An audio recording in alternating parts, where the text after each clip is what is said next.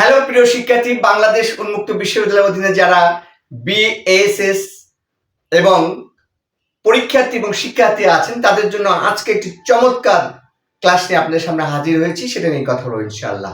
Let's get started. এটা দ্বিতীয় semester Bangla ভাষা 2। অনেকে বলছেন যে স্যার যে বাংলা ভাষা 2 দেন, আমি তাদের জন্য একটি স্পেশাল একটা প্রশ্ন সহ এটা আসার সম্ভাবনা অনেক বেশি, সেটা নিয়ে কথা বলবো। এখানে এটা গ্রামেটিক্যাল অ্যাড করলেই কিন্তু আপনি ভালো মার্ক পাবেন। এখানে বাংলা ভাষা 2 অর্থাৎ দ্বিতীয় সেমিস্টার। এখানে উপসর্গ কাকে বলে এবং উপসর্গ কয় প্রকার, কি এবং উদাহরণ সহ ব্যাখ্যা করো। এই প্রশ্নটা আমি আমার একটা টেকনিক আপনাদেরকে ডায়াগ্রাম তৈরি করে দিচ্ছি, যেন আপনাদের একটু হালকা করে দেখলেই সাধারণত পড়া একটা হয়ে যাবে। খালি বই একটু আমার কথা শুনে বই দেখবেন হয়ে যাবে। আমি তারপরও একটু আপনাকে বলে দিচ্ছি প্রিয় শিক্ষার্থী, যারা আপনারা আমি তো সাজেশন দিচ্ছি ইনশাল্লাহ, আমার কিছু এক্সক্লুসিভ সাজেশন আছে আমার প্রাইভেট কোর্সে, সেখানে আপনারা যোগাযোগ করতে পারেন, সেখানে আরো কিছু এক্সক্লুসিভ সাজেশন পাবেন এবং আপনাদের জন্য কাজ করবো। শুধু আমার ব্যক্তিগত প্রাইভেট কোর্স আছে বলে দেখি সেখানে দেবো না, আপনাদের জন্য কাজ করবো, ওখানে একটু এক্সেপশনাল কিছু আছে, সেই জন্য আপনারা সেখানে যোগাযোগ করতে পারেন।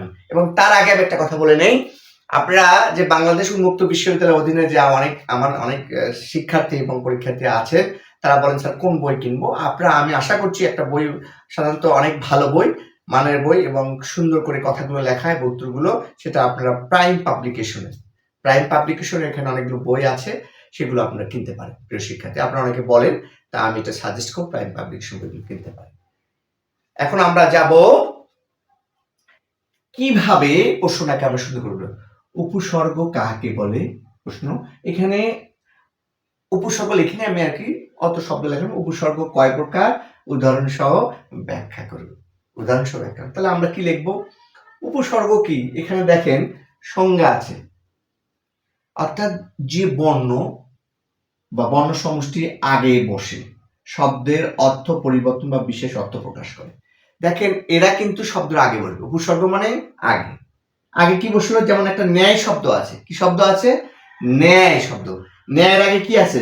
স্বর বসাইছি, এইটি উপসর্গ। কিন্তু তাহলে ন্যায়ের আগে স্বর দিলে কিন্তু নতুন একটা শব্দ হয়, কি হয়? অন্যায়।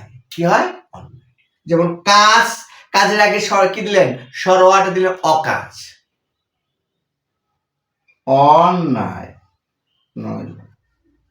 দেখেন প্রথম কিন্তু ন্যায় ছিল, তা আমার উপসর্গের প্রথমে যে এগুলো উপসর্গের কোনো নিজস্ব অর্থ নাই, এরা শব্দের আগে এরা একটা বর্ণ, দেখেন স্বর একটা বর্ণ না, এরা কোন শব্দের আগে বসে নতুন একটা অর্থ প্রকাশ করলো। দেখেন আগে ন্যায় ছিল, ন্যায়ের আগে কি হচ্ছে? স্বরও বসে দিলাম, দিয়ে কি হলো? একটা নতুন অর্থ প্রকাশ করলো না? অন্যায়।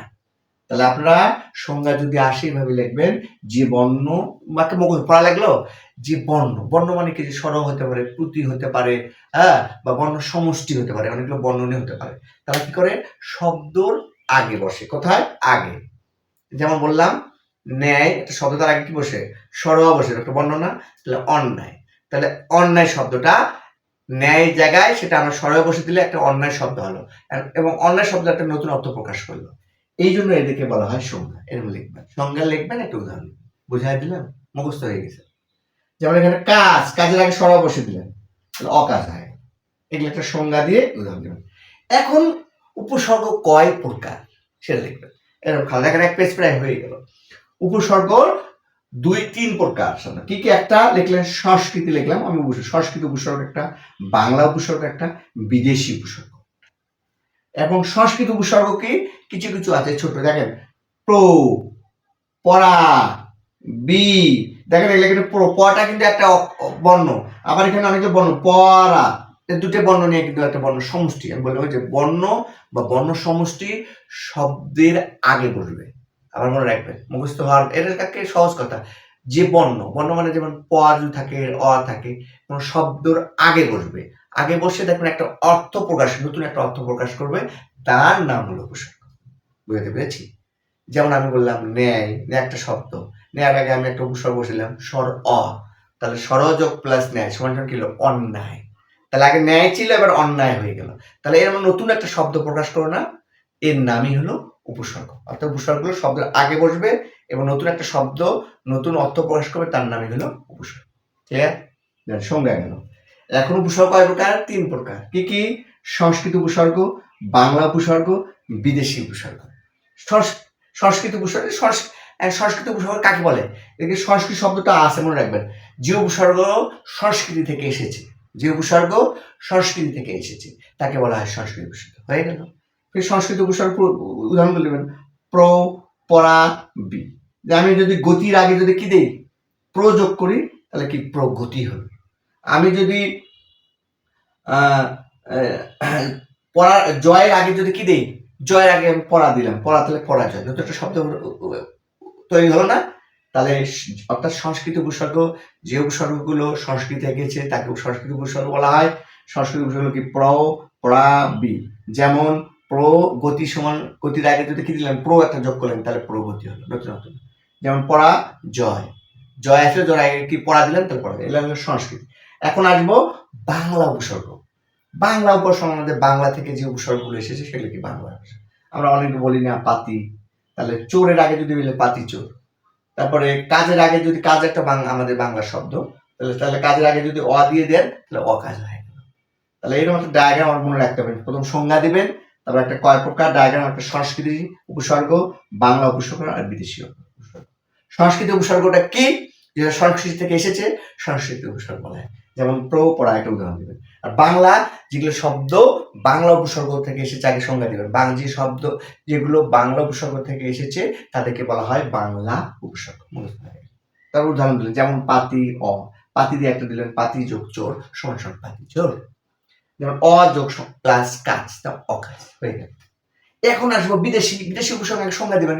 আমি সহজ করে বললাম, যে উপসর্গগুলো বিদেশি থেকে এসেছে। বিদেশিগুলো কোন ভাষা? দেখেন, ফার্সি একটা বিদেশি, বাইরে, আমার দেশের না।